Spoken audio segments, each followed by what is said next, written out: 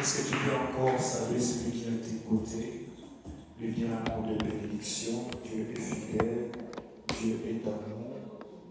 Il nous a fait ce privilège, moi et toi, de nous retrouver dans sa présence. Voilà pourquoi nous allons reconnaître sa bonté. Amen. Est-ce que nous sommes dans la joie cet après-midi? Est-ce que nous sommes bénis? Est-ce que les hommes et les femmes bénis dans cette assemblée? Est-ce que tu peux pousser des cris de joie et élever encore le nom de celui qui nous a fait ce privilège? Nous avons un Dieu merveilleux, nous avons un Dieu fidèle. Nous allons incliner nos têtes pour recommander ce temps entre les mains de Dieu où nous voulons écouter sa parole cet après-midi. Demande à Dieu de te parler, demande-lui encore d'ajouter un plus cet après-midi. Prions le Seigneur.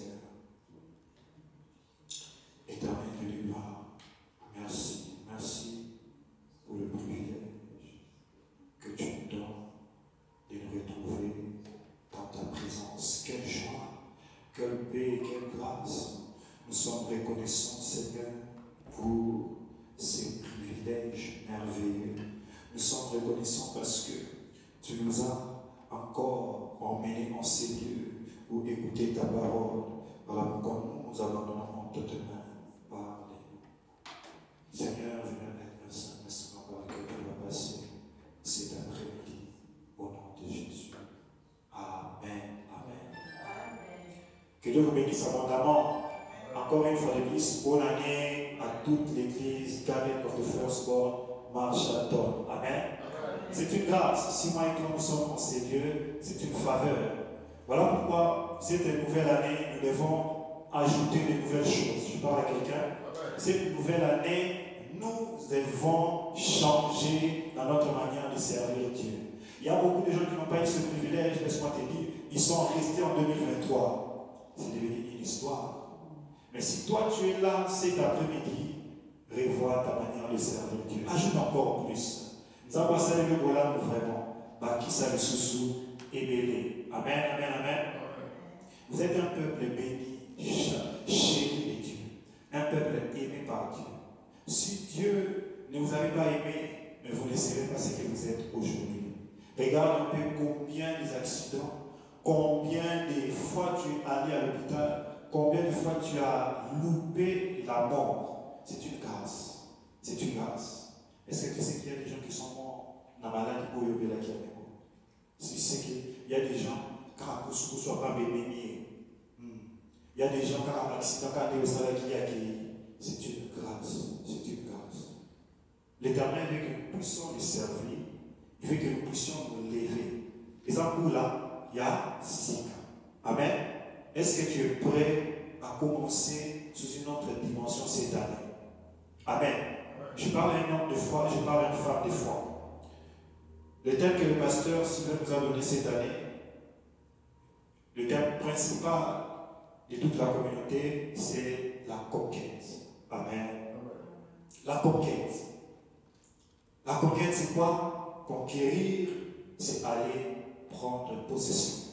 Prendre possession de quelque chose qui t'appartenait, qu'on t'a donné, bien même qui t'appartient pas. Conquête. Est-ce que tu peux répéter avec moi conquête cet après-midi? Est-ce qu'il y a des conquérants cet après-midi? Est-ce que tu es prêt à conquérir dans cette vie des marchandants? Est-ce que tu es prêt à conquérir dans ton finance, à conquérir les positions dans ton travail, à conquérir ta santé? Tu es prêt à conquérir dans tes études, dans tes projets? Je parle à des hommes et à des femmes cet après-midi qui ont la mentalité de conquérir. Les termes, les sous-termes de cet après-midi, c'est la délivrance. Janvier, février, mars, nous allons parler de la délivrance. C'est beaucoup de choses. Oui, ce n'est pas seulement des enseignements que je verrai, que nous puissions partager. Déjà, il faut que chaque département s'élève pour travailler. On a besoin des intercesseurs pour travailler. Amen. Quand on parle de ces genres de choses, le diable n'est pas content. Il va faire en sorte que les vies soient bloquées. Il y a beaucoup de personnes qui ont besoin de délivrance. On ne peut qu'expérimenter la conquête sans être délivré. Est-ce que je parle à quelqu'un cet après-midi? Quand j'ai vu ces termes que le pasteur a donnés, déjà je m'ai préparé, je disais que ce mois de janvier, février, mars, on va parler de la délivrance. Je me suis dit, Dieu est bon. Bien aimé, quand tu vois les enfants d'Israël en train de conquérir à Canaan, c'était parce qu'ils étaient déjà sortis d'Égypte. Amen. Ils avaient premièrement été délivrés de la main des pharaons. Ils ont deuxièmement été transformés par terre dans le désert. Formation, c'est alors que Dieu les a donné Canaan pour conquérir. Je parle avec cet après-midi. Quand tu ouvres ta Bible dans le livre d'Exode jusqu'à Josué, ça parle du processus de la délivrance. Il commence premièrement par montrer les enfants d'Israël en Égypte en train de souffrir. La Bible dit qu'ils étaient esclaves. Mais Dieu avait prévu un territoire pour la conquête, mais il les a d'abord délivrés. Tu ne peux pas expérimenter la conquête si tu n'as pas encore quitté l'Égypte. Tu ne peux pas expérimenter la possession. Quand on dit conquête, ça veut dire que avoir la capacité d'arracher ton travail, de prier et d'ouvrir les portes. Aller quelque part, prendre une position élevée. Conquérir, c'est une dimension de victoire.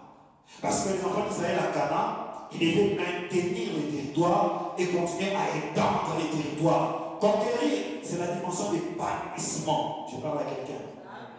Tu ne peux pas commencer à t'épanouir si tu n'as pas encore été délivré. C'est-à-dire, tu n'es pas sorti de la domination du Pharaon. Voilà pourquoi le Seigneur a mis dans notre cœur de parler de la délivrance pendant ces 3 mois. Nous allons ouvrir nos Bibles. Est-ce que tu peux prendre ta Bible avec moi?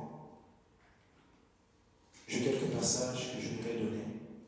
Premièrement, Exode 2, le verset 22 jusqu'au verset 25.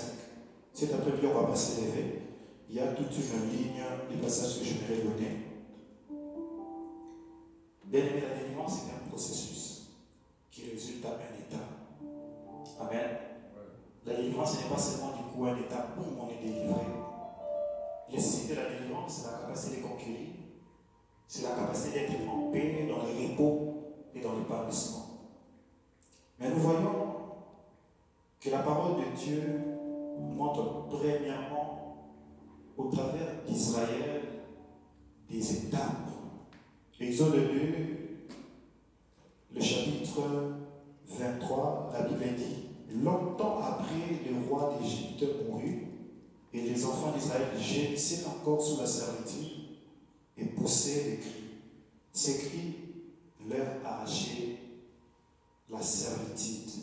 Ces cris que leur arrachèrent la servitude montèrent jusqu'à Dieu. Amen. Écoute-moi très bien.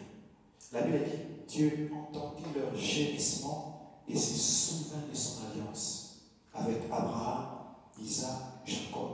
Dieu regarda les enfants d'Israël et il en eut compassion. Je vais te dire cet après-midi que le premier pas à la délivrance, c'est de crier vers Dieu. Vous savez qu'il y a même des personnes qui ne sont même pas conscientes qu'il a besoin d'être délivré. Les enfants d'Israël étaient en Égypte. Ils étaient esclaves pendant 400 Vous imaginez?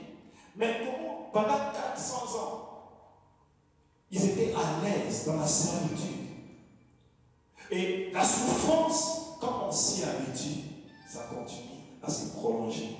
Vous savez, il y a des situations dans la vie qu'il ne faut jamais accepter. Parce qu'une fois que tu tolères ces situations, tu te retrouves coincé dedans et tu vas commencer à t'habituer. En anglais, on dit coping. Tu vas commencer à t'adapter à cette situation. Il y a des personnes qui se sont adaptées à une situation qui n'était pas leur position. Il y a des personnes qui se sont adaptées à des travaux qui n'étaient pas leur travail. Il y a des personnes qui se sont adaptées à des maladies qui n'étaient pas leur maladie. Tu t'adaptes à des habitudes qui n'étaient pas ton habitude, à une vie de péché qui n'est pas ta destinée. Ils se sont adaptés pendant 400 ans à cette vie. Et quand je reviens dans le chapitre 1er, je vois même comment les pharaons disent on va alourdir leurs tâches. Ils sont en train de se multiplier. Malgré cela, la Bible dit qu'ils étaient en train de se multiplier de telle sorte qu'ils envahissaient l'Égypte. Et le pharaon dit non, trop c'est trop. On va maintenant tuer le premier-né d'Égypte. Aussi longtemps que nous ne sommes pas conscients de notre décision, l'ennemi continue à conquérir ce qui nous appartient. Non seulement ils sont esclaves, mais ils prennent leur premier-né. Je parle prophétiquement à une personne. Le diable ne prendra pas ton enfant cette année. Le diable n'arrachera pas ton premier-né. Satan ne viendra pas t'arracher un travail que Dieu t'a donné. Comment se fait-il que non seulement ils sont esclaves, mais l'ennemi décide de prendre tout le premier-né d'Égypte et beaucoup d'enfants mourir. Mais j'aime tellement la providence de Dieu. Quand le diable a des projets méchants pour toi, Dieu, dans sa providence, a aussi des projets de paix pour toi. Je parle à quelqu'un. Quand le diable a des projets méchants pour toi, Dieu, dans sa providence, a aussi des projets pour toi. Ne t'inquiète pas. Alors que les enfants d'Israël commencèrent à pousser des cris, la Bible dit que Dieu entendit. La délivrance est un processus. Amen. La délivrance commence par quitter l'Égypte. Égypte représentait le péché, le monde. Égypte représente cet après-midi cette situation qui t'a bloqué. Pharaon représentait les diables. De telle sorte, il était en train d'aggraver les problèmes, les charges, les travaux des enfants d'Israël. Combien de chrétiens sont encore en Égypte? Quand je lis ces passages, il y a Paul qui dit ces choses leur sont arrivées pour vous servir d'exemple. C'est l'ombre des choses à venir. Amen. Égypte représente la vie avant Jésus. Je vais vraiment aller un petit peu. Vous parlez de la délivrance en profondeur. Égypte représente la vie avant Jésus. De manière prophétique, Égypte représentait la vie du péché, les royaumes de ténèbres. Amen. La deuxième chose à savoir, c'est que le besoin de délivrance est universel. Romains 3, 23, je vais le prendre avec vous. Romains 3, 23. Romains 3, 23, la Bible dit car tous ont péché et sont privés de la gloire de Dieu. Et qu'est-ce que dit Romains 6, 23? Car le salaire du péché, c'est la mort. Écoute-moi très bien. Je dis, premièrement, la délivrance est un processus. Un processus qui commence par la sortie d'Égypte, la transformation de Dieu et puis la conquête. N'oublie pas ça. C'est là que je suis en train d'asseoir ces enseignements. Deuxièmement, la délivrance est un besoin universel. Romains 3, 23 dit tous ont péché. On va même plus loin, il n'y a pas un juste. Il y a des personnes qui disent moi je n'ai pas besoin de délivrance. C'est du mensonge. Il n'a pas compris c'est quoi la délivrance. Il ne connaît pas c'est quoi la délivrance.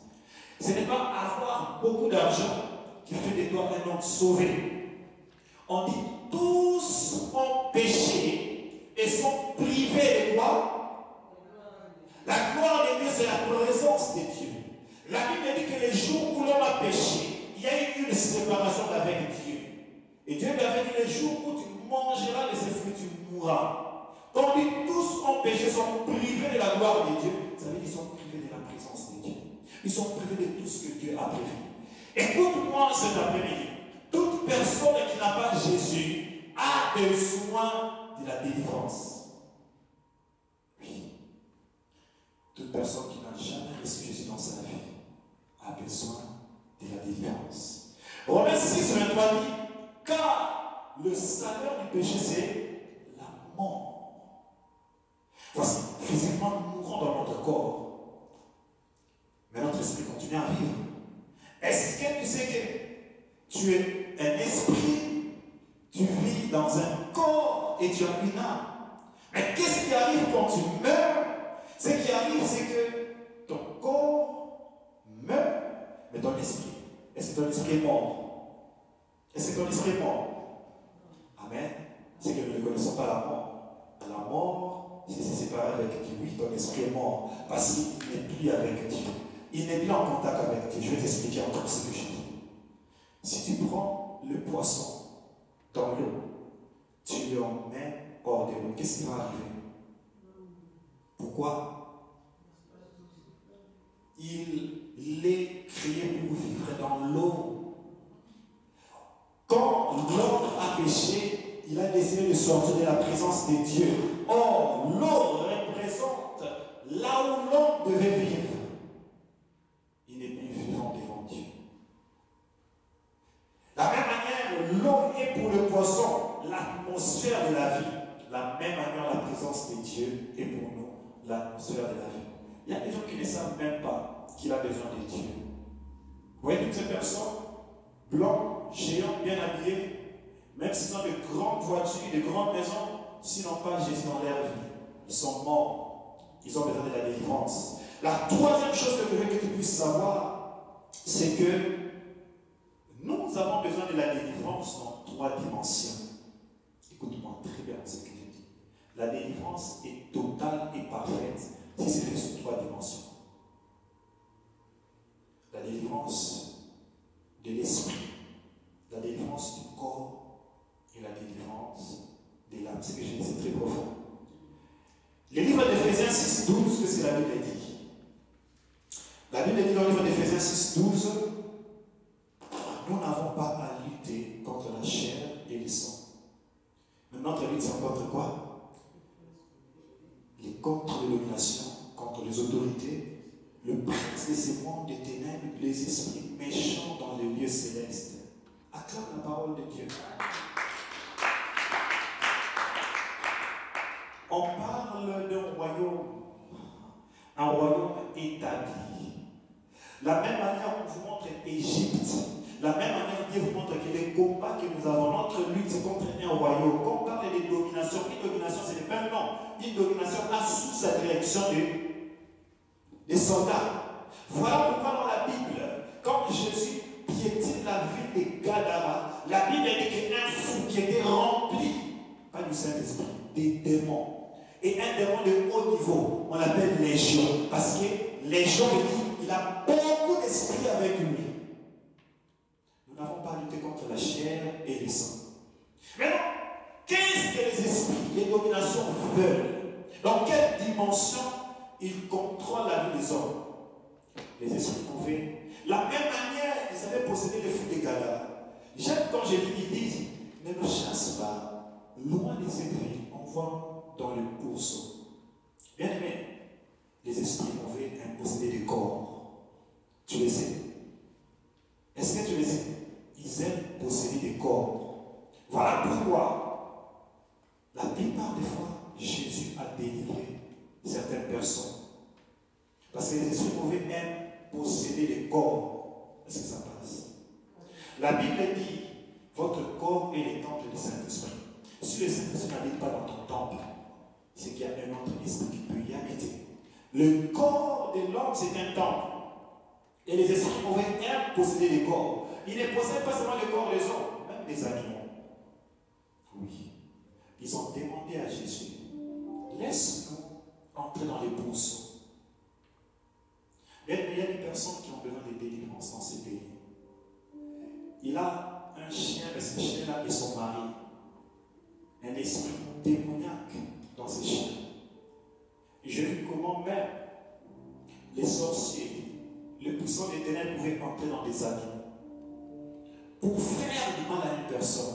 Tu vois, c'est même un chien qui est mort, tu penses que c'est normal comme ça. Il n'a pas mordu tout le monde, les humains étaient contre.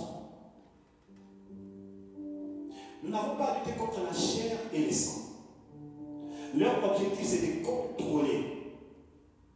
Voilà pourquoi vous allez voir qu'après avoir contrôlé le sang, la domination entre même dans les couches politiques pour contrôler les nations.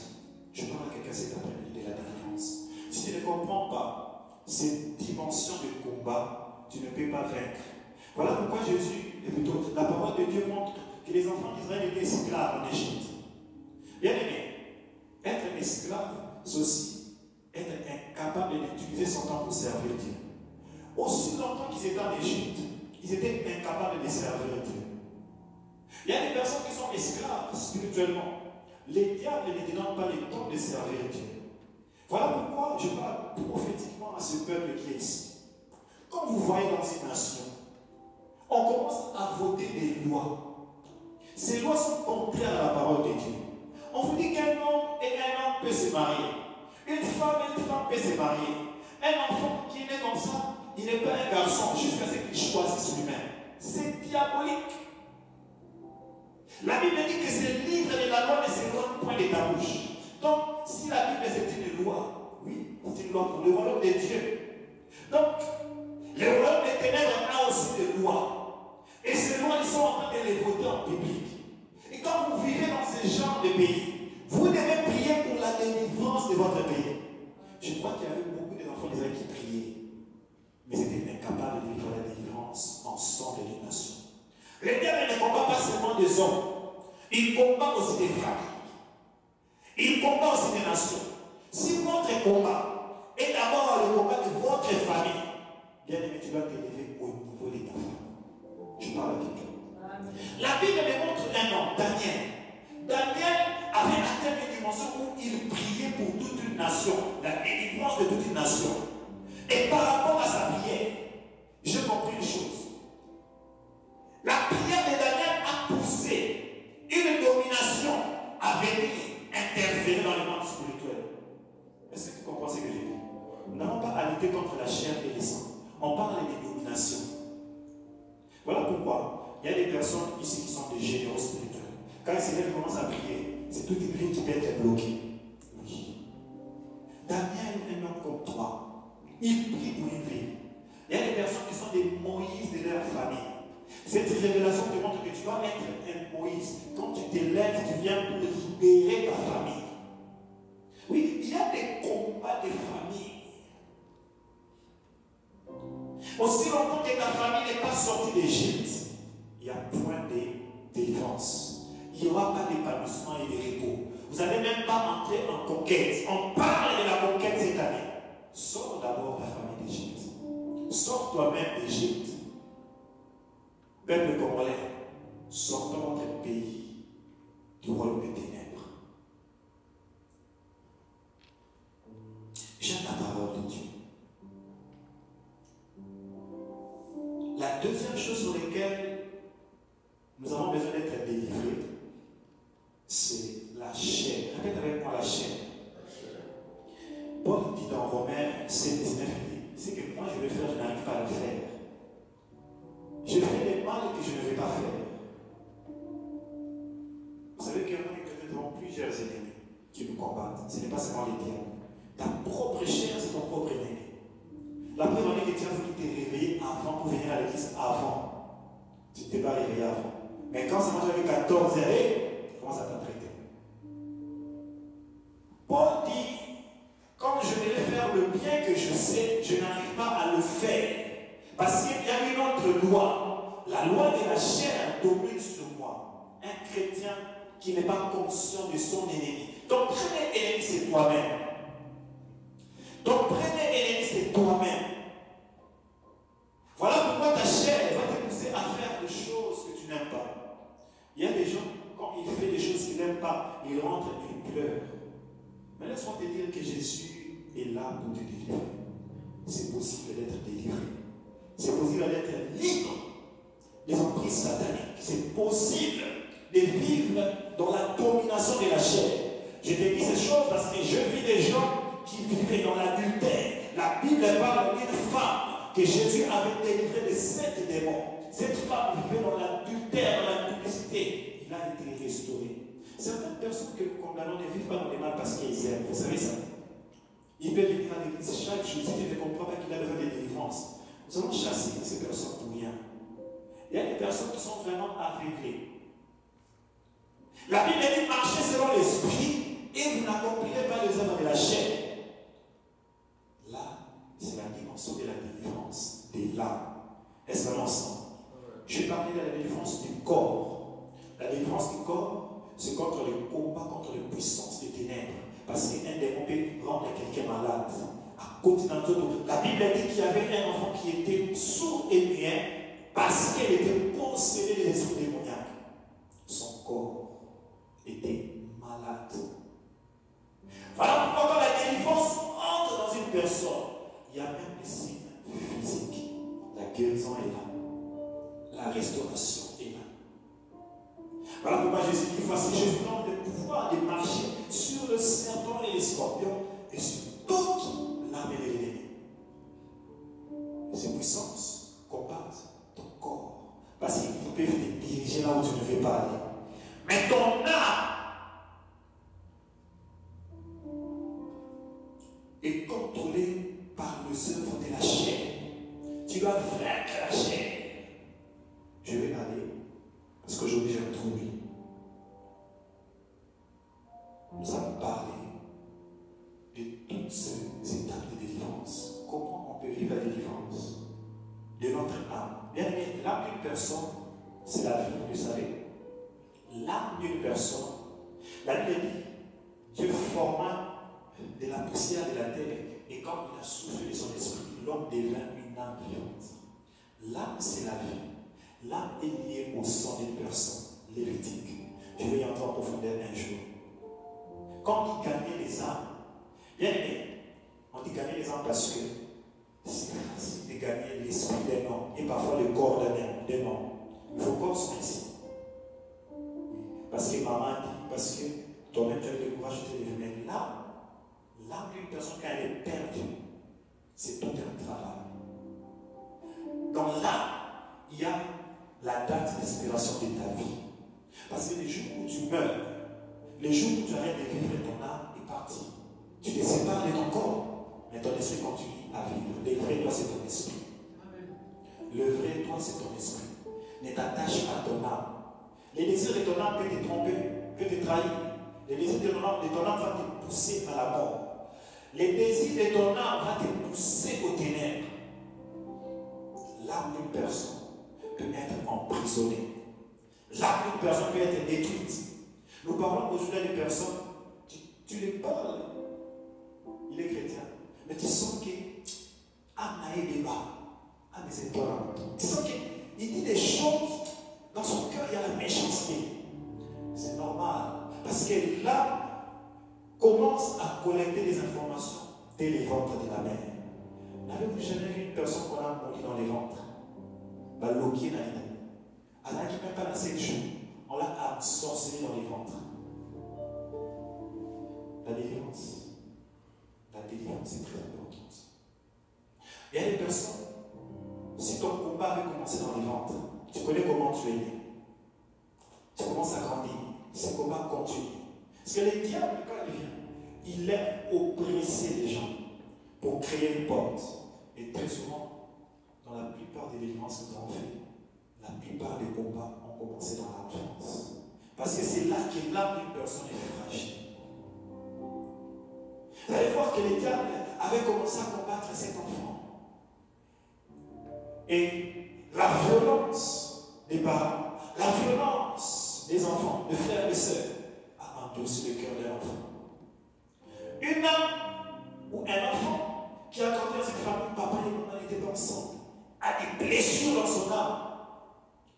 Même si le soir Jésus a besoin de la délivrance de son âme. là, c'est ces carnets blanches où tu es en train d'écrire l'histoire de ta vie. Ton âme a tout le souvenir. Voilà pourquoi David dit, oh mon âme, bénis l'Éternel. Souviens-toi, ton âme connaît.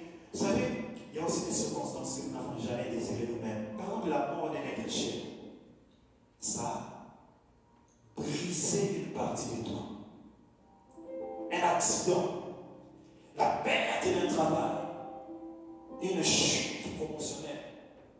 Dans les parcours d'une personne, ça peut affecter son âme. Et ça peut rendre la personne faible. Faible. Et la délivrance de l'âme est la raison pour laquelle tu vas voir Dieu, après avoir sorti Israël d'Égypte, il ne les a pas directement emmenés à Canaan. Je parle à quelqu'un. Pourquoi Dieu ne les a pas pris directement tout droit à Canaan?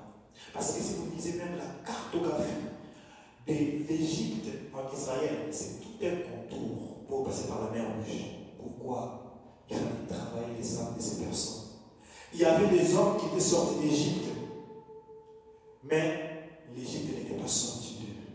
Je parle à quelqu'un. Il y a des chrétiens qui ont reçu Jésus, mais le péché n'est pas encore sorti de toi. Le ténèbre n'est pas encore sorti de toi. Tu as des souvenirs. Je bénis le Seigneur parce qu'il dit, il a effacé les actes et les ordonnances qui nous condamnent. Il n'y a que le sang qui peut sauver l'âme d'une personne. Je parle à quelqu'un cette après-midi. Il n'y a que le sang. Voilà pourquoi il a dit à Israël, vous allez prendre le sang d'un agneau, vous allez les sacrifier, les mettre sur le linteau. Mais le sang d'un agneau ne sauve pas, ça ouvre le péché. Vous allez voir qu'il a pratique du sang, le magicien le savent. Il prend un coq, il coupe la tête, il répand le sang et il parle. L'âme a une puissance. L'âme a une puissance.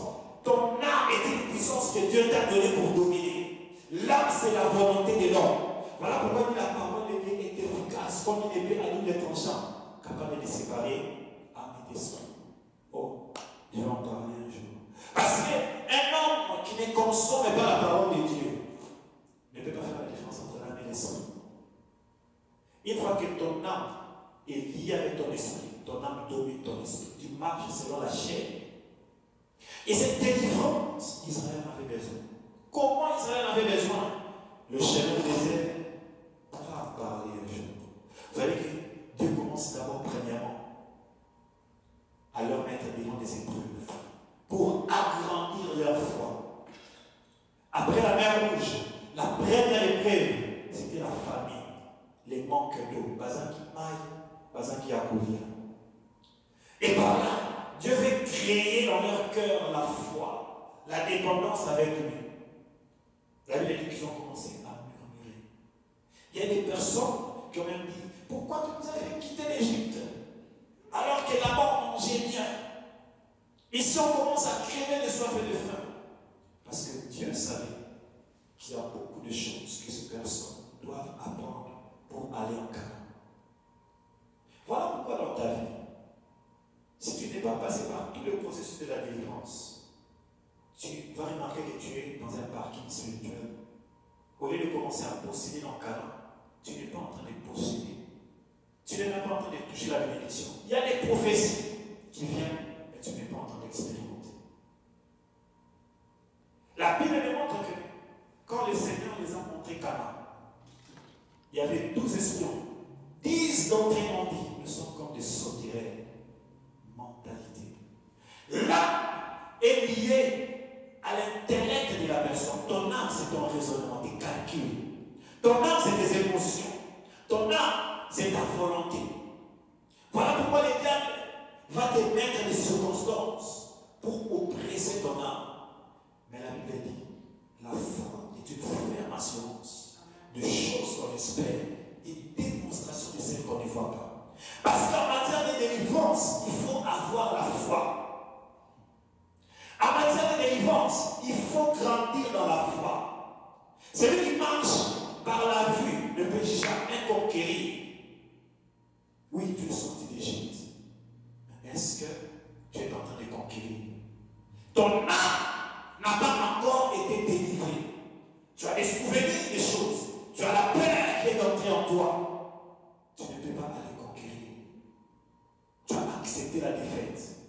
Moi, je ne peux plus. Est-ce que les délivrance sont en camp? C'est possible. Mais si vous avez d'autres cas à la désert, désert, c'est ce qu'on a dit. Désert, c'est ce qu'on a dit. La Bible dit, je connais les projets que j'ai formés sur vous. Projet de paix. Bien aimé, il n'y a personne ici et sur la terre que Dieu a envoyé comme un pèlerin en passage pour accompagner les hommes sur la terre. Tu n'as pas entendu. Il n'y a personne ici que Dieu t'a envoyé sur terre pour faire un tour, accompagner les autres dans la bénédiction. Non. Toute personne qui est sur terre est le signe d'une mission, d'un projet de Dieu. Si tu es ici, il y a un projet pour ta vie. Voilà pourquoi, quand il parle aux hommes, il les parle individuellement. Je connais les projets que j'ai formés sur toi. Projet de paix et non de malheur. La position que tu as, même si elle est difficile, ça doit être une saison de passage. Tu parles à quelqu'un. Tu ne dois pas te contenter de cette position. Tu ne dois pas te contenter de ce travail. Tu ne dois pas te contenter de ces lieux. Ah, il y a un jour à Waterloo, j'avais un bon travail. On me payait bien à l'époque. Je me suis dit, c'est ça, ici. Non, c'est Dieu m'a séparé, il m'a dit, c'est pas là où que je t'attends. Je t'attends ailleurs. Move. Je fais seulement une année de travail, bien aimé. Quand Dieu marche avec toi, tu vas de progrès en progrès. Dieu n'a pas des projets de malheur pour nous. Voilà pourquoi il nous sort d'abord d'Égypte. Bien aimé, la sortie d'Égypte, c'est recevoir Jésus. La sortie d'Égypte, c'est recevoir Jésus. Tu ne peux pas sortir d'Égypte sans passer par la mer Rouge. La mer Rouge représente le sang de Jésus. Je parle à quelqu'un. Tu ne peux pas sortir d'Égypte sans passer par la mer Rouge. Voilà pourquoi je vous ai dit, comme quelqu'un n'a pas encore reçu Jésus-Christ, il ne peut pas être délivré des puissances démoniaques. Il ne peut pas même vivre les processus de la transformation de son âme. Il faut sortir d'Égypte. Mais il y a une troisième chose sur laquelle nous avons besoin d'être délivrés, c'est de la mort. Et je vous ai dit, je ne parle pas de la mort physique, je parle de la mort spirituelle. L'esprit de l'homme est mort devant Dieu. Voilà pourquoi il dit dans Romains 3, 23, car tous sont péchés, sont privés de la gloire de Dieu. Romains 6, 23 dit, les salaires du péché, c'est la mort. Écoute-moi très bien. Ton esprit, c'est le vrai toi. Ton âme, c'est ce que Dieu t'a donné. C'est la vie que Dieu t'a donnée. Ton corps n'est qu'une maison. Mais non, quand tu reçois Jésus, l'esprit qui était mort, fait quoi? Naît de nouveau. Les affermissements, pour qu'ils soient l'affermissement. On parle de la nouvelle naissance. Nouvelle naissance, c'est la délivrance. Oui, nouvelle naissance, ça ne craignez pas la délivrance. Oui. Bon tabac assis. Jean 1, 12, qu'est-ce que la Bible dit? À tous ceux qui l'ont reçu, à ceux qui croient en son nom, il a donné le pouvoir de devenir enfants de Dieu. Et il précise comment, lesquels sont nés, ni de la chair, ni de la volonté de l'homme, mais, là je te laisse continuer. La Bible dit, recevoir Jésus, c'est naître de nouveau. Or, naître de nouveau, ça veut dire que l'esprit qui était mort commence à vivre. Je parle à quelqu'un. Quand Romains 6, 23 dit les salaires du péché, c'est la mort, ça veut dire que l'homme qui était mort, ça veut dire l'esprit qui était mort, le Jonathan qui était mort, vient de naître en Jésus. Je parle à quelqu'un, c'est pas terminé. Le jour où tu as reçu Jésus, ton esprit est devenu vivant. Voilà pourquoi on dit de Jésus, on dit Adam c'était une âme vivante, mais Jésus-Christ était un esprit vivifiant. Est-ce qu'il y a des serviteurs et des servantes de Dieu ici? Est-ce que cet enseignement, c'est très important pour cette église pour que nous soyons chiffrés des dimensions? Je parle de la délivrance. La délivrance de notre esprit est faite en Jésus-Christ. Mais le problème c'est quoi? Quand tu reçois Jésus, est-ce que ton corps là naît de nouveau? Ton corps naît de nouveau, tu deviens bébé. Ton corps.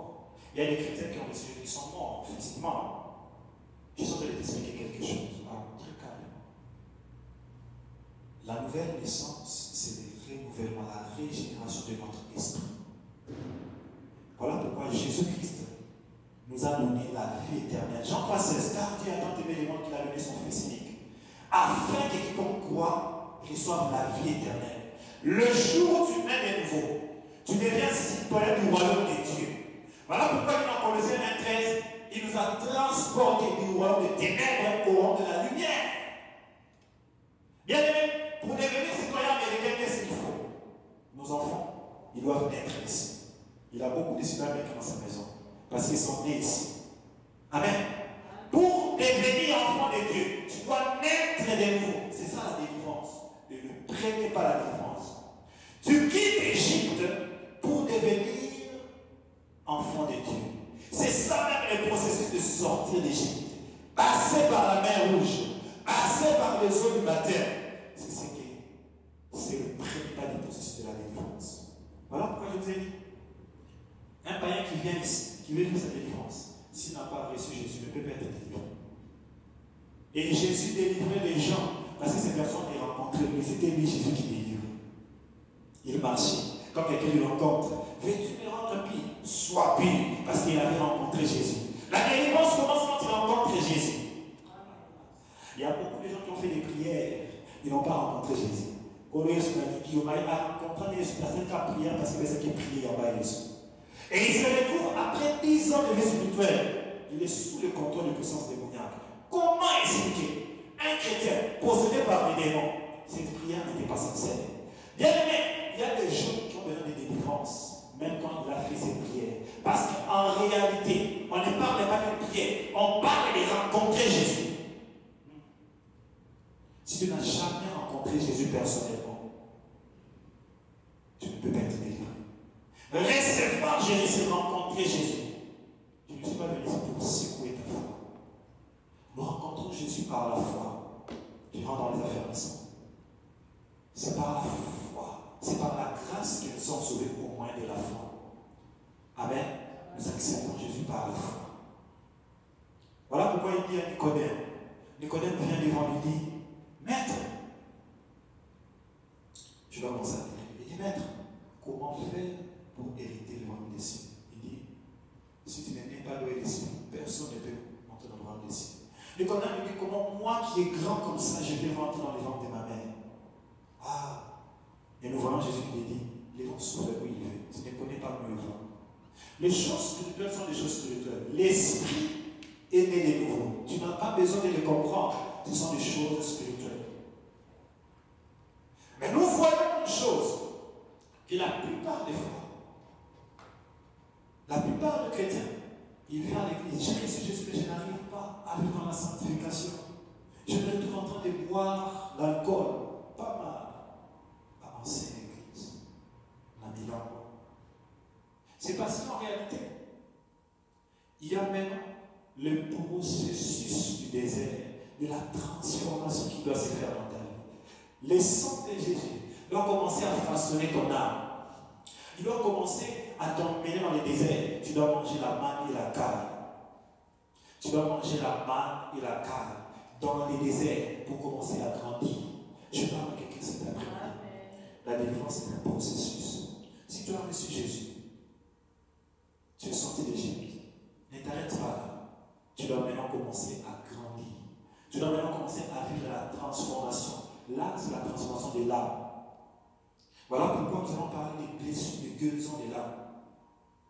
Il y a beaucoup de personnes, malgré qu'ils ont Jésus, ils ont des âmes blessées par des problèmes. Même le serviteur de Dieu. Quelqu'un qui a des blessures dans son âme. Ou bien quelqu'un qui a des problèmes dans son âme. Parce que l'âme peut tomber malade. L'âme peut tomber malade. Quand ton âme tombe malade, vous allez voir quelqu'un, il ne sait plus faire la différence entre les bien et les mal. Je discutais avec un serviteur, il m'a dit, alcool, le vin, vous pouvez s'en aller au vin. Quand ton âme est attachée à des choses, tu as du mal à comprendre les bien et les mal. Quand ton âme est détruite, tu as besoin d'être délivré.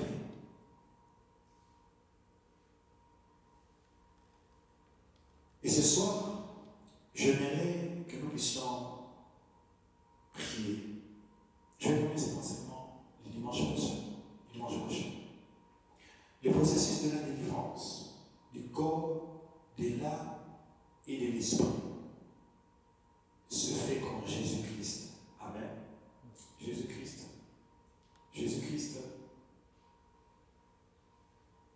qui sauve. C'est Jésus-Christ qui délivre.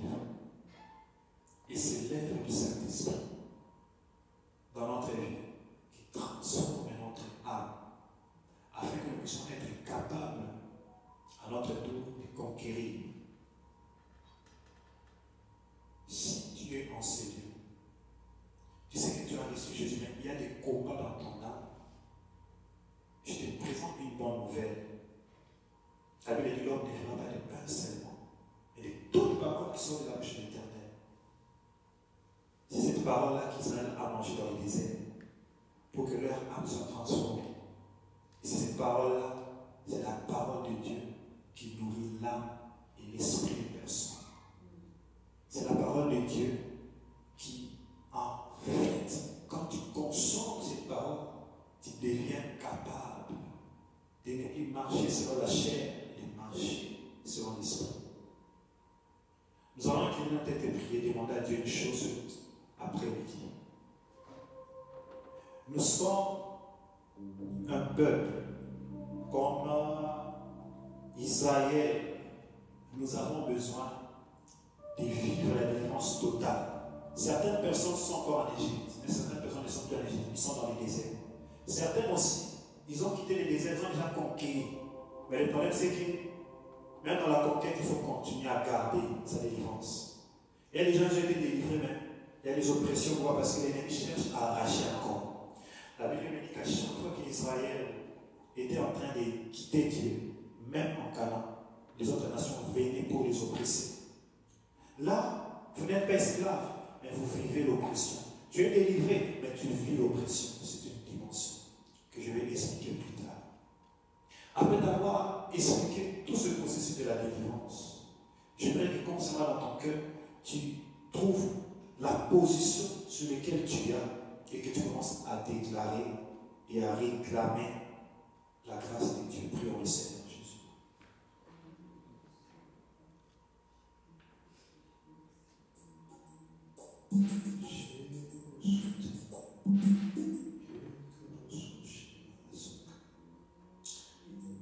Éternel Dieu de gloire, cet après-midi nous avons besoin de vivre ta délivrance. Papa, je suis venu avec ce message parce que ton esprit veut apporter, Seigneur, la restauration, la délivrance dans cette église. La délivrance dans les travails, dans tous les domaines, dans la santé, la délivrance du corps, de l'âme et de l'esprit, afin de conquérir le territoire nouveau. Tu es venu cet après-midi, Père éternel, Dieu nous parler parce que tu veux que nous puissions vivre l'épanouissement, l'épanouissement, l'épanouissement, l'épanouissement total. Shalom sauté, Yababa Sakaya, Yekemena Sakaya. Le Saint-Esprit convient de prier pour des catégories de personnes, que tu sois ici, que tu sois en ligne. Je vais prier. Si tu es ce soir en ces lieux, tu as besoin de la délivrance de Dieu dans un domaine de ta vie. Je ne sais pas lequel, tu sens que tu as besoin de la délivrance de Dieu. Tu vas prendre ton main, tu vas le mettre dans ton cœur ce soir. Fermons tous les yeux. Ne regarde pas à gauche, ne regarde pas à droite. Prends ta main droite, mets-les sur ton cœur. Je veux que tu commences à crier à l'Éternel. La Bible dit, alors tous ceux qui invoqueront le nom de l'Éternel seront sauvés. Commence à crier, réclame la délivrance de Dieu. Vous savez, la délivrance, ne prenez pas, c'est la sincérité. La Bible dit qu'ils ont crié vers Dieu. Dieu, Seigneur, s'il te plaît, délivre-moi. Et je vais prier pour toi là où tu es. Prions le Seigneur. Éternel Dieu de gloire.